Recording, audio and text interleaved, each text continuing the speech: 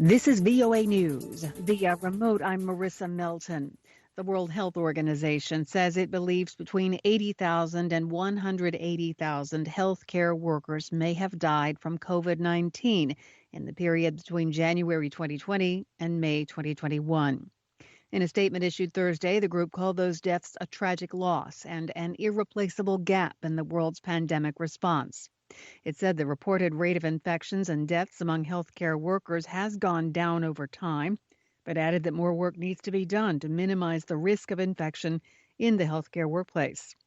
It said as of September 2021, using data from 119 countries, only an average of 2 in 5 healthcare workers were fully vaccinated. It said fewer than 1 in 10 are fully vaccinated in the African and Western Pacific regions, while 22, mostly high-income countries, report that above 80% of their personnel are fully vaccinated.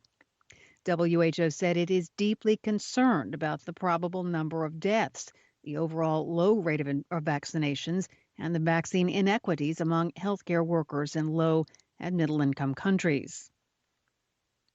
The French European Affairs Minister said Thursday that Poland is risking effectively taking itself out of the EU after the country's constitutional court challenged the primacy of EU law over national law.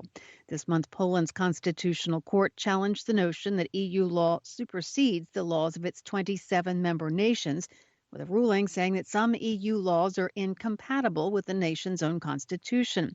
That decision gives the Polish government the justification it had sought to ignore directives from the European Union's Court of Justice. From Washington, you're listening to VOA News.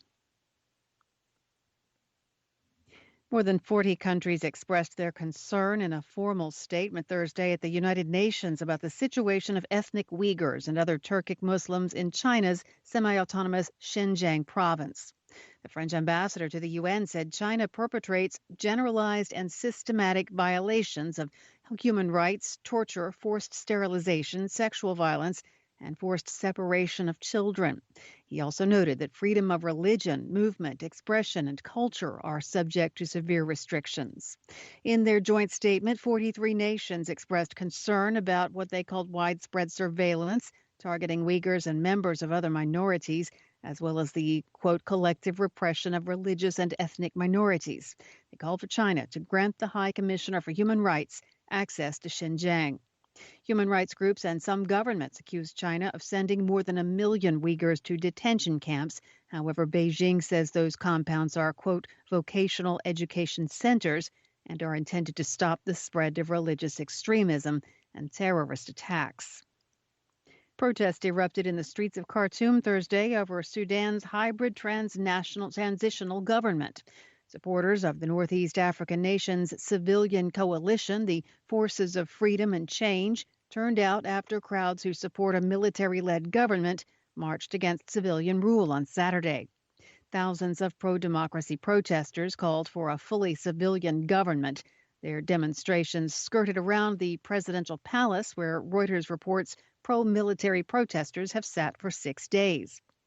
Sudan has elections scheduled for 2023, but factional rivalries threaten to destroy its tenuous power-sharing agreement before then. Civilian leaders have shared power with Sudan's military generals since former President Omar al-Bashir was ousted in 2019. Climate change is an emerging threat to U.S. financial stability that regulators should address in their everyday work. This, according to a top U.S. regulatory panel on Thursday. It was a first for the United States, which has lagged other wealthy countries on tackling financial climate risks. The Financial Stability Oversight Council issued a 133-page report that could ultimately lead to new rules and stricter oversight for Wall Street. It provided a roadmap for integrating climate risk management into the financial regulatory system. The FSOC comprises heads of the top financial agencies and is chaired by Treasury Secretary Janet Yellen. It was created following the 2007 to 2009 financial crisis to identify vulnerabilities in the U.S. financial system. Via remote, I'm Marissa Melton, VOA News.